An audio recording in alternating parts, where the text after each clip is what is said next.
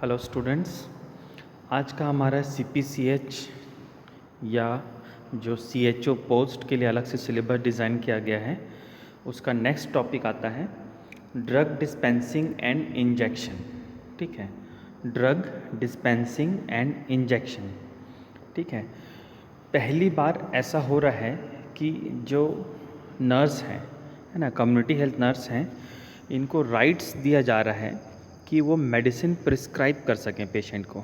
ठीक है, अभी तक ये कम्युनिटी हेल्थ लेवल पर अगर अपन देखें PSC, CHC ये सब जगह पे नर्सेस इमरजेंसी कंडीशन में डॉक्टर की अनअवेलेबिलिटी में करते थे, लेकिन उनको एक तरीके से लीगल राइट नहीं मिला हुआ था।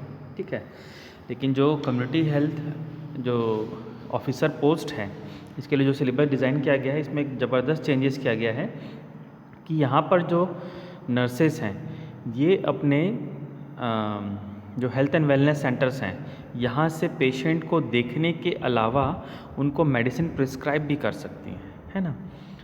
तो ये बहुत ही अच्छा इनिशिएशन है गवर्नमेंट का कि उन्होंने नर्सेस को एक लीगल राइट दिया है कि वो मेडिसिन लिख सकें, प्रिस्क्राइब कर सकें, मेडिसिन दे सकें और मेडिसिन एडमिनिस्टर भी कर सकें। ठीक है, तो अपन आज का हमारा जो टॉपिक है वो यही है, ड्रग डिस्पेंसिंग एंड इंजेक्शन। ठीक है, ये जनरल ऑब्जेक्टिव है। अपन इंट्रोडक्शन देखते हैं। अगर हम लोग देखें ड्रग डिस्पेंसिंग एंड इंजेक्शन में, तो हम लोग मेनली 3 चीज़ डील करने वाले हैं। पहला है प्रिस्क्राइबिंग, सेकंड है डिस्पेंसिंग, फोर्थ है एडमिनिस्टरिंग। ठीक है, प्रिस्क्राइबिंग, डिस्पेंसिंग एंड एडमिनिस्टरिंग।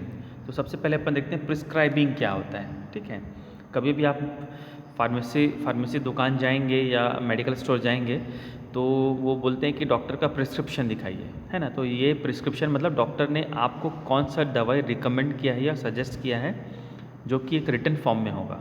ठीक है, तो अपन ये प्रिस्क्राइबिंग देखते हैं। व्हेन द डॉक्टर और another designate person right a prescription for a medication for the patient. ठीक है, कोई भी एक रजिस्टर्ड प्रैक्टिशनर, डॉक्टर या कोई भी ऐसा पर्सन जिनको राइट हो मेडिसिन लिखने का, वो जो मेडिसिन प्रिस्क्रिप्शन करता है किसी पेशेंट के लिए या लिखता है, उसको अपन बोलते हैं प्रिस्क्राइबिंग। ठीक है, या प्रिस्क्रिप्शन। देन है डिस्पेंसिंग। ठीक है, when the pharmacist sometimes a nurse fills the doctor's prescription and hands the medication to the customer. ठीक है, कभी कभी क्या होता है कि डिस्पेंसिंग मतलब है कि मेडिसिन लिख दिया गया, अब उसको पेशेंट तक पहुंचाना है। ठीक है, तो कभी कभी नर्स भी ये काम करती है, फार्मासिस्ट भी करते हैं। अलग अलग सेटअप में अलग अलग तरीके के रोल हो सकते हैं, लेकिन CHO को यहाँ पर मेडिसिन लिखना भी है, मेडिसिन देना भी है, मेडिसिन उसको हैंड ओवर भी करना है, प्लस कैसे खिलाना है या उसको खिलाना भी है या लगाना भी है, ये सब काम भी उनको करना है। देन है एडमिनिस्टरिंग। ठीक है, ये एडमिनिस्ट्रिंग का मतलब मैनेजमेंट से या प्रबंधन से मतलब नहीं है। एडमिनिस्ट्रिंग मतलब है कि उस जो भी मेडिसिन जिसको प्रिस्क्राइब किया जा रहा है उसका जो भी रूट होगा उसको वहाँ तक, उस रूट के जरिए पेशेंट को उसका इनटेक कराना। ठीक है, when the patient ingested the actual medicine or is injected the medicine or a nurse gives the medicine to the patient. ठीक है, तो मेडिसिन खा लेगा या नर्स के जरिए इंजेक्ट कर लिया जाएगा, उसको अपन बोलेंगे एडमिनिस्ट्रिंग। ठीक है, तो ये था हमारा बेसिक इंट्रोडक्शन। फिर से बता रहा हूँ, इसमें हम 3 चीज़ देखेंगे, प्रिस्क्राइबिंग, डिस्पेंसिंग एंड एडमिनिस्ट्रिंग। इसके बेसिक प्रिंसिपल्स को देखेंगे, बारीकी चीज़ों को देखेंगे। प्रिस्क्रिप्शन। ठीक है, अब prescription is a written, verbal or electronic order from a practitioner or designated agent to a pharmacist or nurse for a particular medication for a specific patient। ठीक है, तो ये आप लोग को बहुत अच्छे से पता होगा कि कोई भी रिटन कमांड, ओरल कमांड या टेली कम्युनिकेशन भी आजकल चलता है। ठीक है, तो इसके ज़रिए अगर कोई भी डॉक्टर ने या नर्स ने उसको प्रिस्क्राइब किया है पेशेंट को, तो वो लेके जाएगा फार्मासिस्ट के पास या मेडिकल स्टोर में, वहाँ से वो दवाई लेना रहेगा। कभी कभी क्या होता है, जैसे कि अपन जो हेल्थ एंड वेलनेस सेंटर की बात करें तो यहाँ पर नर्स सारे रोल में है। यहाँ पर नर्स मेडिसिन प्रिस्क्राइब भी कर रही है, डिस्पेंस भी कर रही है, उसको अवेलेबल भी करा रही है, प्लस उसको एडमिनिस्टर भी कर रही है। ठीक है, who can write a prescription, कौन प्रिस्क्रिप्शन राइट कर सकता है? प्रैक्टिशनर कर सकते हैं, मिड लेवल प्रैक्टिशनर कर सकते हैं, ठीक है। प्रैक्टिशनर्स में कौन आते हैं? फिजिशियंस, वेटेरिनेरियंस आते हैं, डेंटिस्ट आते हैं, पोडियाट्रिटिस्ट आते हैं। तो ये सब क्या कर सकते हैं? मेडिसिन लिख सकते हैं, ठीक है। ये मेडिसिन हो सकता है, प्रिस्क्रिप्शन किसके लिए हो सकता है? ह्यूमंस के लिए हो सकते हैं, एनिमल्स के लिए हो सकते हैं, प्लांट्स के लिए हो सकते हैं। लेकिन अपन हम लोग हेल्थ साइंस की बात कर रहे हैं, ह्यूमन हेल्थ साइंस की, तो अपन लोग फिजिशियंस को एग्जाम्पल के तौर पे ले सकते हैं। नेक्स्ट चीज़ आता है मिड लेवल प्रैक्टिशनर्स, ठीक है। मिड लेवल प्रैक्टिशनर्स में बेसिकली हम लोग CHO की बात करें तो हम लोग नर्स की बात करेंगे, ठीक है, क्योंकि अभी इंडिया में जो CHO कॉन्सेप्ट आया है उसमें भी फ़िलहाल नर्स को ही इसमें अलाउ किया गया है, ठीक है। देन कंटेंट ऑफ प्रिस्क्रिप्शन, अगर कोई भी एक आप डॉक्टर के पास जाते हैं तो आपको मेडिसिन लिखता है तो केवल मेडिसिन का नाम नहीं लिख देता है ना, उसके कुछ कंटेंट होते हैं प्रिस्क्रिप्शन के, जिसमें कुछ बेसिक रिकॉर्ड्स या बेसिक पेशेंट के इंट्रोडक्शन भी होते हैं, जैसे कि name, address, telephone of prescriber, ठीक है। जो भी डॉक्टर होगा, नर्स होगी, उसका पूरा पहले से ही लेटर पैड में लिखा हुआ होता है। Then date the prescription issued और रिटर्न, डेट मेंशन होना है, patient name, age and address, ठीक है। Then generic name and strength of the drug, ठीक है। Then dosage from a total amount, label, instruction, warnings, ठीक है, जो कि आम तौर पर कहीं पर भी प्रिस्क्रिप्शन में हमको ये चीज़ देखने को नहीं मिलता है ना। वार्निंग्स इस तरीके से बहुत रेयरली लिखते हैं डॉक्टर लोग, ठीक है। देन प्रिस्क्राइब्स, इनिशियल्स और सिग्नेचर, जो भी डॉक्टर ने नर्स ने या डॉक्टर ने लिखा है उसका सिग्नेचर भी होना है। तो ये था प्रिस्क्रिप्शन। अब प्रिस्क्रिप्शन के जो मेनली प्रिंसिपल्स हैं इसको अपन देखेंगे। Principles for drug prescription, select the drug considering, ठीक है। जब ड्रग अपन से जब भी चूज़ करें तो हमको क्या क्या चीज़ों को ध्यान में रखना है। सबसे पहले है मेडिकेशन, एलर्जी, ठीक है। कई प्रकार के मेडिसिन्स जो होते हैं वो किसी एज ग्रुप में या किसी खास डिजीज़ कंडीशन में हम लोग नहीं देते हैं, ठीक है। जैसे कि सपोज़ कोई एक हाइपरटेंशन वाला पर्सन है और उसको किसी प्रॉब्लम से गैस्ट्रिक प्रॉब्लम आ रहा है और हम लोग उसको डायग्नोज नहीं कर पाए, हम लोग उसको हार्ट डिजीज़ समझ लिए, है ना। और हाइपरटेंशन वाले का बीपी बहुत ज़्यादा बढ़ा हुआ है और हम लोग उसको दे देते हैं कोई भी एंटीकोगुलेंट, ठीक है। तो अगर वो एंटीकोगुलेंट खाते हैं और इन केस अगर कहीं प्रकार से हेमरेज होता है तो वो हेमरेज को मैनेज कर पाना बहुत मुश्किल हो जाएगा, ठीक है। तो हमको एलर्जिक्स को भी ध्यान में रखना है। और कई प्रकार के मेडिसिन ऐसे होते हैं जिससे कई प्रकार के लोग एलर्जिक होते हैं। एक में वो एलर्जी नहीं करेगा लेकिन सेकंड पर्सन में एलर्जी कर सकता है। देन है सूटेबिलिटी, सूटेबिलिटी मतलब जो भी हम ड्रग दे रहे हैं वो क्या उसके लिए सूटेबल है। देन है सेफ्टी, क्या जो भी हम ड्रग दे रहे हैं वो सामने वाले पर्सन के लिए सेफ़ है। कई प्रकार के ऐसे ड्रग हैं जो कि कई प्रकार के डिजीज़ कंडीशन में कॉन्ट्राइंडिकेटेड हैं, ठीक है। जैसे कि हार्ट डिजीज़ है, रीनल डिजीज़ है, डायबिटीज़ है, यूरिक एसिड लेवल बढ़ा हुआ है, कई प्रकार के कॉन्ट्राइंडिकेशन हैं, तो हमको उस चीज़ को भी ध्यान रखना है। देन अवेलेबिलिटी एंड कॉस्ट, ठीक है। हमको हमेशा ध्यान रखना है कि हम किस पर्सन को क्या मेडिसिन लिख रहे हैं, ठीक है। अधिकांशतः हम लोग डॉक्टर्स के पास जाते हैं तो हम लोग देखते हैं कि हम लोगों को वो जेनेरिक दवाई नहीं लिखते हैं, है ना। एक गरीब आदमी भी जाएगा तो उसको जेनेरिक दवाई नहीं लिखेंगे, उसको ब्रांड नेम के जरिए किसी दवाई को देते हैं, ठीक है। तो हमको हमेशा ये ध्यान रखना है कि सामने वाला पर्सन जिसके हम प्रिस्क्राइब कर रहे हैं क्या अवेलेबल है वो मेडिसिन मार्केट में या जहाँ से भी वो लेने जा रहा है फार्मेसी से, और क्या वो कॉस्ट जो उसके लिए उसके सोशो इकोनॉमिक कंडीशन के हिसाब से डिपेंड करता है वो बियर कर पाएगा। तो हम लोग को जब भी मेडिसिन लिखना हो तो हम ये 4 चीज़ों को बहुत अच्छे तरीके से ध्यान करते हैं। देन नेक्स्ट चीज़ आता है, सेकेंड चीज़ है डिटरमाइन इफ कंट्रोल ड्रग और नॉन कंट्रोल ड्रग, ठीक है। हमको ये भी ध्यान रखना है कि ये क्या कंट्रोल ड्रग में आता है या नॉन कंट्रोल ड्रग में आता है, ठीक है। गवर्नमेंट ऑफ इंडिया और सभी स्टेट गवर्नमेंट क्या है असेंशियल ड्रग लिस्ट पब्लिश करती है कि क्या क्या ड्रग्स हमको अपने स्टेट में परमिटेड हैं, तो हमको उस चीज़ को हमेशा ध्यान रखना है। Then determine preference for brand और जेनेरिक प्रोडक्ट, हमेशा हमको ध्यान रखना है कि हमको किस तरफ जाना है, ब्रांड की तरफ जाना है या जेनेरिक मेडिसिन। एक पैरासीटामॉल जो जेनेरिक है वो 5 रुपये में मिल सकता है और वही अगर पैरासीटामॉल ब्रांडेड है तो वो हो सकता है 25 रुपये में मिले, लेकिन दोनों का काम करने का असर एक ही है, ठीक है। दोनों का डोज, स्ट्रेंथ, सब कुछ एक बराबर है, तो हमको इस चीज़ को भी ध्यान रखना है। Then name of the drug, ठीक है, जब नेम ऑफ द ड्रग की बात आती है तो हमको ध्यान रखना है कि जितने भी ड्रग्स हैं उनके नाम जो है, उनके फार्मास्यूटिकल नेम जो होते हैं उसी से रिलेटेड ब्रांड नेम भी बनाए जाते हैं, ठीक है। जैसे कि पैरासीटामोल एक फार्मास्यूटिकल नेम हो गया, केमिकल नेम हो गया, अब उसको ब्रांड नेम में दे दिया पैरामोल या पेनीमोल, ठीक है, तो एक ही तरीके के नाम हमको सुनने में मिलते जुलते लगते हैं। देन नेम ऑफ ड्रग में अपन क्या ध्यान रखना है, use with caution, look alike और साउंड अलाइक ड्रग्स, ठीक है। देन अवॉइड एब्रीवेशंस, हमको हमेशा कॉशन को ध्यान रखना है कि वो कई बार क्या होता है कि कई मेडिसिन दिखता वैसी लेकिन दोनों का केमिकल स्ट्रेंथ अलग अलग होता है, ठीक है, तो हमको उस चीज़ को ध्यान रखना है। कभी कभी एक जैसा दिखता है लेकिन वो एक जैसा नहीं होता है, या कभी कभी कोई प्रकार के कॉम्बिनेशंस में आते हैं जो कि लगते हैं कि हाँ ये सेम एक ही कंपोजिशन का होगा, लेकिन बाद में उसमें कई प्रकार के कॉम्बिनेशन भी होते हैं। देन अवॉइड एब्रीवेशन, कभी भी हम लोग लिखें ड्रग तो एब्रीवेशंस को हमको अवॉइड करना है जितना ज़्यादा हो सके। जैसे कि अपन लोग लिखते हैं टैबलेट PCM, ठीक है, फार्मासिस्ट समझ जाएगा PCM बहुत कॉमन चीज़ है, लेकिन अगर हम लोग कुछ बहुत ज़्यादा कॉम्प्लिकेटेड चीज़ लिख दिए तो कन्फ्यूजन हो जाएगा फार्मासिस्ट को, ठीक है, जिसके कारण से हो सकता है कि पेशेंट को गलत ड्रग भी दे दिया जाए। तो हमको पूरा कंप्लीट ड्रग लिखना है, tablet paracetamol 500 mg BD OD जो भी होगा, ठीक है। Must give clear information, instruction and warning, और इसमें पूरा इन्फॉर्मेशन इंस्ट्रक्शन होना चाहिए।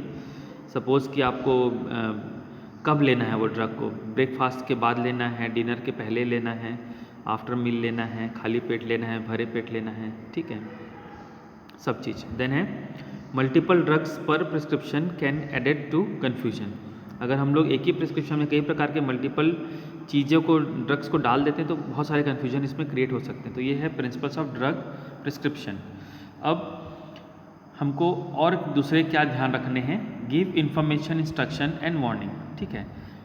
इसमें क्या क्या चीज़ हमारे प्रिस्क्रिप्शन में होने चाहिए, इफेक्ट ऑफ द ड्रग, ठीक है, ड्रग का इफेक्ट क्या होगा, इंस्ट्रक्शन फॉर यूज़, ठीक है, जैसे कि इफ़ेक्ट ऑफ ड्रग में हम लोग उसको लिख सकते हैं नींद आने के लिए, ठीक है, या चक्कर लगने पर, ठीक है, या फीवर होने पर, ठीक है, तो ये इफ़ेक्ट हुआ। कभी कभी ऐसा होता है कि हम लोग लिख दिए ड्रग तो आदमी को अगर वो प्रॉब्लम है नहीं फिर भी वो खाने लग जाएगा, ठीक है, तो हमको लिखना है कंडीशन कि किस कारण से ड्रग दिया जा रहा है। देन इंस्ट्रक्शन फॉर यूज़, कैसे यूज़ करना है, सुबह रात को, दिन में कितने बार, हफ्ते में कितने दिन तक, ये सब चीज़। देन वार्निंग्स, ठीक है, जैसे कि कोई ड्रग ऐसा अपन प्रिस्क्राइब कर दिया कि इस ड्रग को एम्प्टी स्टमक बिल्कुल नहीं लेंगे, ठीक है, या इस ड्रग को खाना खाने के बाद बिल्कुल नहीं लेना है, कई प्रकार के वार्निंग्स हो सकते हैं। या जैसे कि कहीं ब्लीडिंग हो रही तो ये थोड़ी सी भी अगर ब्लीडिंग है तो आपको ये ड्रग्स नहीं लेना है, तो ये एक तरीके का वार्निंग हुआ। देन फ्यूचर कंसल्टेशंस, फिर उसके बाद हम लोग लिख देंगे कि नीचे में कि उनको नेक्स्ट विजिट आपसे कब करना है, ठीक है। देन एवरीथिंग क्लियर, ठीक है, जितने भी चीज़ आप लिख रहे हैं वो चीज़ क्लियर होनी चाहिए। तो कभी भी अगर एक CHO ड्रग लिखता है तो इस चीज़ को बिल्कुल ध्यान में रखें कि ये पांचों चीज़ हम कंसिडर करके ही लिखें।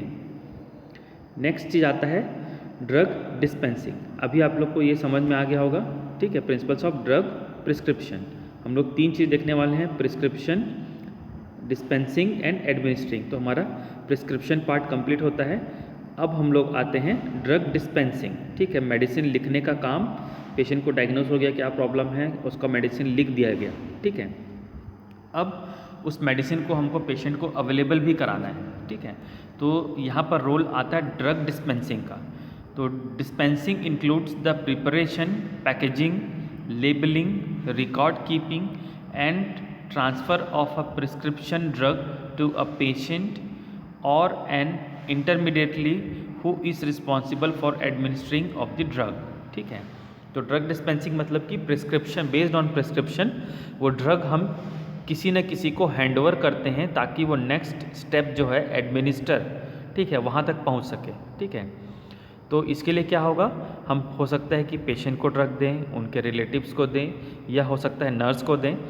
लेकिन अगर कम्युनिटी हेल्थ ऑफिसर की बात करूँ, मतलब हेल्थ एंड वेलनेस सेंटर की बात करूँ, तो यहाँ पर और कोई पर्सन नहीं है, है ना, यहाँ पर CHO ही है जो ड्रग लिखेगी, उसको अवेलेबल कराएगी और उसको एडमिनिस्टर कराएगी, ठीक है। नर्स में डिस्पेंस विथ और without the involvement of a pharmacist. ठीक है, ज़रूरी नहीं है कि नर्स को वो ड्रग देने के लिए फार्मासिस्ट की ज़रूरत पड़े। यूजुअली हॉस्पिटल्स में ऐसा प्रैक्टिसेस बहुत ही रेयरली देखने को मिलता है। ठीक है, things to remember before drug dispensing, क्या क्या चीज़ों को हमको बिल्कुल ध्यान में रखना है कि जब हम किसी को ड्रग देते हैं तो क्या चीज़ है वो।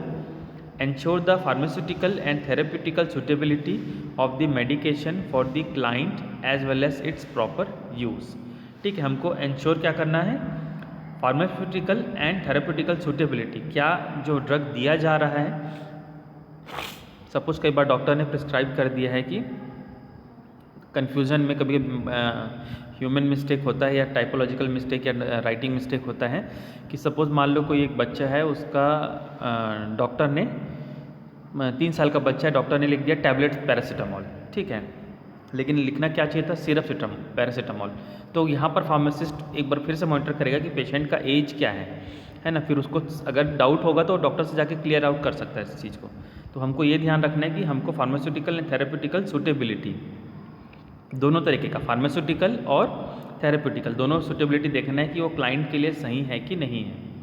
देन हैव पॉलिसीज़ और standing instruction from your employers regarding dispensing by nurses. ठीक है, फिर हमको और क्या चीज़ ध्यान में रखना है, क्या हमारे पास ऐसी पॉलिसी अवेलेबल है कि नर्स मेडिसिन दे सकती हैं डॉक्टर के प्रिस्क्रिप्शन के हिसाब से। अगर ऐसा है तो नर्स कर सकती है, नहीं तो फिर ये लीगल इश्यूज भी आ सकते हैं।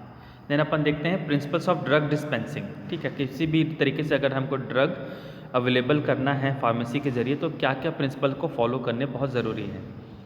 Dispensing medications only to client under your care. ठीक है, उन्हीं को देना है जो आपके केयर के अंतर में आते हैं या जो भी आप इंस्टीट्यूट्स में हैं, जो भी इंस्टीट्यूशन में आप काम कर रहे हैं उसके अंदर को ही मेडिसिन आपको अवेलेबल कराना है। Then take steps to ensure pharmaceutical and therapeutic suitability. इसमें कई चीज़ आते हैं फार्मास्यूटिकल और थेरेप्यूटिकल सुटेबिलिटी में, तो हमको इसको इंश्योर करना है, जिसमें क्या क्या चीज़ आते हैं। Review the order for completeness and appropriateness, जैसे कि drug and doses. Then review the client medication history and other personal health information.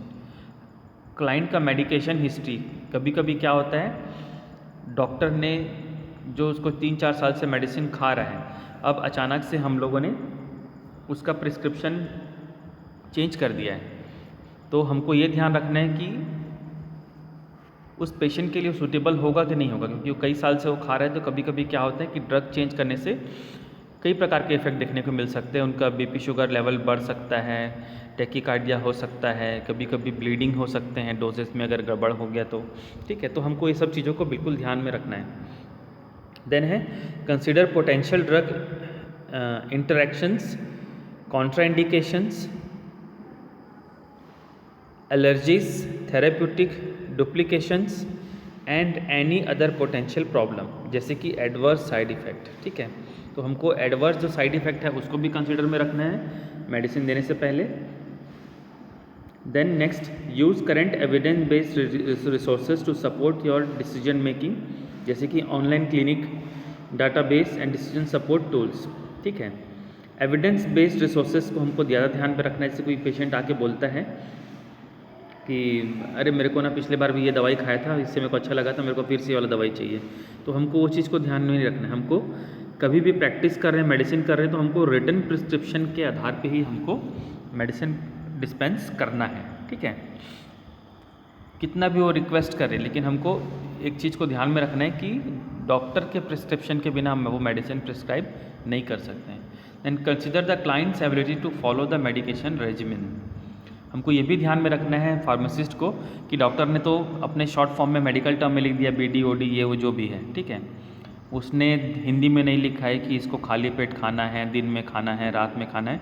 तो फार्मासिस्ट को उस चीज़ को ध्यान में रखना है कि वो मेडिसिन को बताए, प्रॉपर सही तरीके से लिखे कि कैसा खाना है। कई सारे हेल्थ सर्वे इंडिया में अवेलेबल हैं कि यहाँ पर जो डॉक्टर लोगों का लिखने का तरीका है ये काफ़ी पुअर है, और फार्मासिस्ट जो है वो जब दवाई देते हैं तो अधिकांश फार्मासिस्ट एक मिस्टेक कर देते हैं कि वो सही तरीके से पेशेंट को एक्सप्लेन नहीं कर पाते हैं कि मेडिसिन को कैसे खाना है। ठीक है, तो वो भी बहुत ज़रूरी चीज़ है कि मेडिसिन को कैसे खाना है, कब खाना है, कितना खाना है, कितने दिन तक खाना है, ऐसे बहुत सारे इश्यूज आते हैं। और पेशेंट का अगर लेवल ऑफ अंडरस्टैंडिंग बहुत कम है तो वो समझ नहीं पाएगा कब खाना है, क्या खाना है ना। तो हमको ज़्यादा अच्छा है कि उसको लिख दें या अलग अलग पैकेट्स बना दें उसके, है ना, और उसके बाहर में भी लिख दें दिन में या रात में, खाली पेट 4 दिन तक, 7 दिन तक, ऐसे तरीके से। देन है एंश्योर प्रॉपर यूज़ बाय, हमको हमेशा प्रॉपर यूज़ देखना है। किस तरीके से? लेबल द मेडिकेशन, ठीक है, हमेशा जो मेडिसिन उसमें पेशेंट का लेबल होना चाहिए, जैसे client name, medicine name, dose, route etcetera, जो मेडिकेशन कार्ड बनता है। Then package, hand over the medication directly to the client or their delegates, ठीक है, हमको किसी और थर्ड पर्सन को नहीं देना है, सीधा ही जो मेडिसिन लेने आए हैं उन्हीं को ही देना है। Provide education about purpose, dosage, expected benefits and side effect, storage etcetera, ठीक है। इसमें बाकी सब चीज़ तो नॉर्मल ऐसे ही है। नेक्स्ट चीज़ आता है स्टोरेज, है ना। तो स्टोरेज भी बहुत ही ज़रूरी चीज़ है। कई मेडिसिन ऐसे होते हैं जिसको कि कई प्रकार के टेम्परेचर मेंटेन करके रखने पड़ते हैं, जैसे कि खासतौर पे इंसुलिन हो गए, ठीक है, कई प्रकार के वैक्सीन्स हो गए, तो इसको एक खास प्रॉपर टेम्परेचर में हमको मेंटेन करके रखना पड़ता है, या हमको एक ऐसे जगह पर रखना पड़ता है जहाँ पर सनलाइट ना आए, क्योंकि सनलाइट ऐसा है जो कि मेडिसिन की क्वालिटी को ख़राब करता है, ठीक है। तो ये सब चीज़ों को भी ध्यान करना है। Then record dispensing information on an individual medication profile and or client recorded each time a medication is dispensed, ठीक है। तो हमको हमेशा रिकॉर्ड भी करना बहुत ही इम्पॉर्टेंट चीज़ है कि कौन सी मेडिसिन किसको दी गई, जिससे हमारा सप्लाई इंडेंट भी जो है वो प्रॉपर तरीके से मेंटेन रह सकता है। तो ये थे principles of drug dispensing. Then है लास्ट हमारा जो चीज़ था, 3 चीज़ अपन देख रहे थे, इसमें से थर्ड चीज़ है हमारा एडमिनिस्ट्रेशन ऑफ मेडिसिन, ठीक है, एडमिनिस्ट्रेशन, ठीक है। एडमिनिस्ट्रेशन मतलब कि मेडिसिन को हम लोग कैसे एडमिनिस्टर कराएंगे, ठीक है। Administering the right medication to the right patient in the right manner and administering the medication only when indicated, ठीक है। तो हमेशा मेडिसिन क्या होनी चाहिए? सही दवाई होनी चाहिए, राइट मेडिकेशन होनी चाहिए। तो नर्सेस को बहुत अच्छे तरीके से पता है 5 राइट्स जो मेडिसिन के होते हैं, ठीक है। लेकिन ड्रग डिस्पेंसिंग में अगर CHO की बात करें तो हम लोग यहाँ पर 10 राइट्स देखेंगे आगे चल के, ठीक है। अभी तक आप लोगों ने 5 राइट्स देखे हैं या 7 राइट्स देखे हैं, तो अब यहाँ पर आप 10 राइट्स देखेंगे। तो राइट मेडिकेशन होना चाहिए, राइट पेशेंट होना चाहिए, राइट मैनर होना चाहिए और सही रूट होना चाहिए। तो बेसिक प्रिंसिपल्स इसके क्या आते हैं? बेसिक 10 प्रिंसिपल्स हैं कोई भी मेडिसिन एडमिनिस्टर के। करेक्ट मेडिकेशन फर्स्ट है बिफोर एडमिनिस्ट्रेशन, इसको 3 पार्ट में बांटा गया है, before administration, during administration and after administration, ठीक है। तो बेसिक प्रिंसिपल के सबसे पहला चीज़ अपन देखते हैं बिफोर एडमिनिस्ट्रेशन। फर्स्ट है correct medication chart for the correct patient, ठीक है। जो मेडिकेशन चार्ट या कार्ड बना है वो हम ऐसा नहीं हो कि एक का नाम रमेश है, दूसरे का नाम रमेश साहू है, ठीक है, हम लोग ने ध्यान नहीं दिया और हम रमेश साहू का मेडिसिन रमेश को दे दिए, ठीक है। तो ऐसा आमतौर पे गड़बड़ी होते रहती है, तो नर्स को बहुत ज़्यादा कॉन्शियस इसके लिए होना ज़रूरी है, ठीक है, क्योंकि बहुत सारे नाम के एक ही गांव में कितने सारे लोग मिल जाते हैं। देन है interpret the order carefully before preparing drug for administration, ठीक है। जितने भी ऑर्डर जो लिखे हुए हैं उसको अच्छे तरीके से पढ़ना हमको ज़रूरी है, सही तरीके से समझना ज़रूरी है। Check that the pharmacist have reviewed a new drug order before administering. Check for drug allergy or ambiguous order. Contact the prescriber for any illegible or ambiguous order. 6. Accept verbal order only in emergency. 7th, always get a double check for correct drug dose, route, time of administration. Make sure to counter check the drug prepared against the order. Label all infusion sets and lines. Be familiar with all the different administration sets and devices available in the inventory, ठीक है। तो ये basic principles हैं जब एक community health nurse कोई medicine देने जा रही है उससे पहले वो ध्यान में रखें। यहाँ पर ध्यान में देने वाली ये चीज़ है कि फर्स्ट स्टेप आता है बिफोर एडमिनिस्ट्रेशन, है ना। मतलब मेडिसिन अभी दिए नहीं है, लेकिन हम लोग सही तरीके से उसकी सारी चीज़ों को चेकआउट कर रहे हैं कि क्या सही पेशेंट है ये, क्या पेशेंट का सही चार्ट है ये, क्या ये सही मेडिसिन है, क्या मेडिसिन का नाम और प्रिस्क्रिप्शन बराबर मैच हो रहा है, मेडिसिन की एक्सपायरी डेट, मेडिसिन के साइड इफ़ेक्ट, मेडिसिन के कॉशंस, डूज एंड डोंट्स, ये सब चीज़ों को लेबलिंग, ठीक है, ये सब चीज़ों को हमको बहुत केयरफुली चेक कर लेना है। तब हम लोग सेकेंड स्टेप में जाते हैं जो है ड्यूरिंग एडमिनिस्ट्रेशन, ठीक है। जब हम मेडिसिन देते हैं रहते हैं तब हमको क्या करना है, ensure administering correct drug to the correct patient. हम मेडिसिन लेके आ गए हैं, रेडी कर लिए हैं रमेश नाम के लिए, तो हमको ये ध्यान रखना है कि ये रमेश ही है कि कहीं रमेश साहू तो नहीं है, ठीक है। Then advise patients on the possible adverse drug reactions, ठीक है। पेशेंट को बता भी देना है कि इसके एडवर्स रिएक्शंस क्या क्या हो सकते हैं। ज़रूरी नहीं कि सभी को ऐसा हो, लेकिन हमको थोड़ा सा उसको पहले से ही हिंट कर देना है कि देखिए भी आपको मेडिसिन हम दे रहे हैं ये वाला, अगर इसमें इस तरीके की प्रॉब्लम आएगी तो आपको हमको तुरंत बताना है, या अगर आपको वॉमिटिंग आती है तो आपको ये मेडिसिन खा लेना है, ठीक है। बहुत सारे मेडिसिन हैं जिसके कई प्रकार के एडवर्स इफेक्ट होते हैं, वॉमिटिंग आता है, रैशेस होता है, ब्रीदिंग डिफ़िकल्टी हो सकता है, ठीक है, रेस्टलेसनेस हो सकता है, ये कई मेडिसिन के कॉमन साइड इफ़ेक्ट होते हैं। Then encourage patient to express any discomfort और प्रॉब्लम एक्सपीरियंस्ड। पेशेंट को बिल्कुल इंश्योर करना है कि आपको घबराने की बिल्कुल ज़रूरत नहीं है, आपको कोई भी समस्या हो तो आप तुरंत हमको बताएं, है ना। उसको टॉलरेट करके नहीं रखना है, आपको कुछ भी समस्या हो मेडिसिन होने के बाद तुरंत इन्फॉर्म करना है कुछ, ताकि जो भी उसका एडवर्स इफेक्ट है या साइड इफ़ेक्ट्स हैं उसको काउंटरएक्ट किया जा सके और दूसरे मेडिसिन के जरिए उसको स्टेबल किया जा सके, ठीक है। तो ये था ड्यूरिंग एडमिनिस्ट्रेशन। थर्ड चीज़ आता है आफ्टर एडमिनिस्ट्रेशन, ठीक है। आफ्टर एडमिनिस्ट्रेशन सबसे इंपॉर्टेंट चीज़ आता है document time of administration on medication chart, ठीक है। मेडिकेशन चार्ट मेंटेन करना बहुत ही ज़रूरी चीज़ है। तो हमको जब भी मेडिसिन दे दें तो हमको पेशेंट को भी मॉनिटर करना है, प्लस डॉक्यूमेंटेशन भी कि हमने वो मेडिसिन दे दिया है। ये है राइट मेडिकेशन एडमिनिस्ट्रेशन। हम लोग पढ़े थे नर्सिंग में 5 राइट्स, ठीक है, 5 राइट्स, ठीक है, कहीं पे 7 राइट्स भी हैं। तो अब यहाँ पर हम लोग देखेंगे 10 राइट्स, ठीक है। 10 राइट्स क्या हैं? Rights of medication administration, right patient, nurses, CHO बिल्कुल ध्यान रखेंगे इस चीज़ को, एकदम केयरफुली 10 राइट्स को हमको बिल्कुल अच्छे तरीके से दिमाग में बैठा लेना है, ठीक है। सबसे पहला तो कभी कभी क्या होता है, ओवरलोड होता है और CHO एक ऐसा है पोस्ट है जो कि मल्टी रोल करेगा वहाँ पर वो प्रिस्क्रिप्शन भी कर रहा है, डिस्पेंसिंग भी कर रहा है, एडमिनिस्टर भी कर रहा है और दूसरे तरीके के काम भी हैं। तो ऐसे समय पे बहुत सारा कन्फ्यूजन हो सकता है क्रिएट, है ना। किसी दिन बहुत ज़्यादा कुछ कैंप लगाए हैं आप या कुछ शिविर लगाए हैं और ज़्यादा पेशेंट आ गए हैं, सेम नाम के भी पेशेंट हो सकते हैं, तो हमको ये ध्यान रखना है कि राइट पेशेंट हो, है ना। इसको कई तरीके से चेक किया जा सकता है। पहला तो पेशेंट का नाम पूछ लिए, अगर आप एक भीड़ में पूछते हैं कि रमेश कौन है तो हो सकता है 3 लोग हाथ उठाएं, अच्छा ठीक है। अब रमेश 35 साल वाला कौन है तो हो सकता है 2 लोग हाथ उठाएंगे, अच्छा इनके पिताजी का नाम ये है, ये कौन है ये, फिर उसके बाद IP नंबर जो रहेगा उससे भी आप वेरीफाई कर सकते हैं, ठीक है। तो बहुत सारे वेज हैं जिससे हम पेशेंट के राइट पेशेंट को चूज़ कर सकते हैं। देन है राइट मेडिकेशन, जो भी हम मेडिसिन दे रहे हैं वो करेक्ट है कि नहीं, right dose, right time, right documentation, right reason. कई बार क्या होता है रीज़न उसका कुछ और है लेकिन हमारे पास ड्रग अवेलेबिलिटी उतना नहीं है, तो हम लोग चलो काम चलाने के लिए इसको दे देते हैं, तो राइट रीज़न भी होना बहुत ज़रूरी है।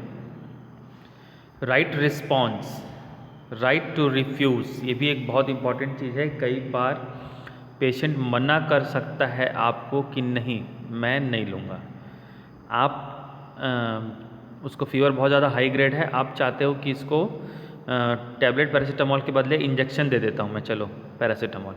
अब वो बोल देगा कि नहीं भैया मैं लास्ट टाइम लगवाया था, मेरे को बहुत दर्द हुआ था, मैं इंजेक्शन तो किसी हालत में नहीं लूँगा, मैं टैबलेट ही लूँगा।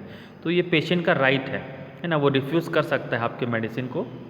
आपको उसको कन्विंस करना है, हंसी खुशी आपको उसको समझाना है। अगर फिर भी वो नहीं मानता है तो आप उसको छोड़ सकते हैं। देन है राइट टू एजुकेट, ठीक है, सही तरीके से हमको उनको एजुकेट करना है। ये मेडिसिन आपको क्यों दी जा रही है, इसकी किस प्रॉब्लम के लिए दी जा रही है, इससे क्या होगा, क्या साइड इफ़ेक्ट हो सकते हैं, कब लेना है कब नहीं लेना है। देन राइट इवेल्युएशन, जो मेडिसिन दिया गया क्या उससे उसको बेनिफिट हुआ तो ये है राइट्स ऑफ मेडिसिन एडमिनिस्ट्रेशन, ठीक है। 10 राइट्स हैं। जितने भी CHOs हैं ध्यान से सुन लें, इसको बहुत अच्छे तरीके से ध्यान में रखें कभी भी मेडिसिन देने से पहले, तो आपसे कभी भी गलती नहीं होंगी। Then basic principles of monitoring medication use, ठीक है। खास तौर पर क्या क्या प्रिंसिपल्स को हमको फॉलो करने पड़ते हैं मेडिकेशन यूज़ करने पे। सबसे पहला है be familiar with drug use protocols and possible adverse drug reaction. अगर आप CHO हो तो आपको बहुत अच्छे तरीके से पता होगा कि ऐसे भी गवर्नमेंट सप्लाई में लिमिटेशन ऑफ ड्रग्स होता है। बहुत सारी ड्रग्स आपको अवेलेबल नहीं होंगी, क्योंकि आप तो ऐसे जगह पे काम कर रहे हो जो कि रिमोट एरिया हो सकते हैं या बहुत ही कम रिसोर्सेज वाले एरिया हो सकते हैं। तो बहुत सारे मेडिसिन आपके पास नहीं होंगे, लेकिन जितने मेडिसिन होंगे वो आपको पता होने चाहिए, ठीक है। किस प्रोटोकॉल है, क्या उसका ड्रग एडवाइस है, क्या रिएक्शन हो सकते हैं, ये सब चीज़ आपको पता होनी चाहिए। देन है second adhere to establish protocols, ठीक है।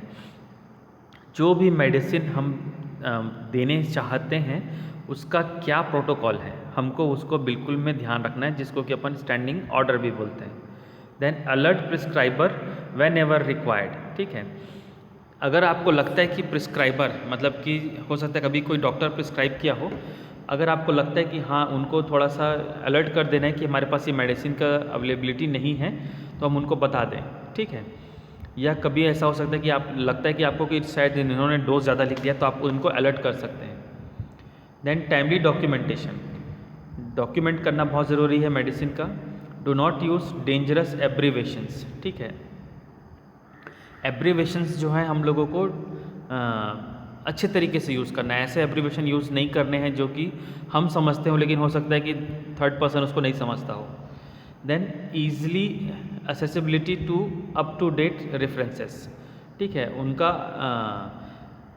असेसिबिलिटी होना चाहिए किस चीज़ का, रेफरेंसेस का, ठीक है। तो ये है basic principles of monitoring medication use, ठीक है।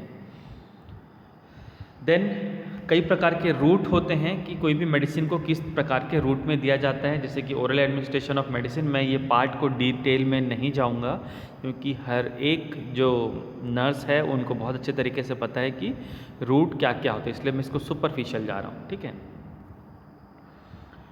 सबसे पहले ओरल एडमिनिस्ट्रेशन ऑफ मेडिसिन, फिर इंजेक्शंस होते हैं, फिर common routes and methods of giving injection, ठीक है। आमतौर पर कौन कौन से रूट्स होते हैं जिसको कि अपन लोग IM, ID, SC, IV बोलते हैं ना, तो क्या है इंट्राडर्मल, ठीक है, सबकुटेनियस, इंट्रामस्कुलर, इंट्रावेनस, ठीक है। लेकिन ID, SC, IM, IV इन सब के भी अलग अलग कई सारे साइट्स हो सकते हैं, ठीक है। जैसे कि IM के कई साइट्स हैं, सबसे जो कॉमन साइट है अपन वो कौन सा साइट होता है, डेल्टॉइड, ठीक है। अगर हम लोग साइट्स की बात करें तो इंट्रामस्कुलर इंजेक्शन में कॉमनली 4 साइट्स में हम लोग देते हैं, ठीक है। तो डेल्टॉइड हो गया, फिर हमारा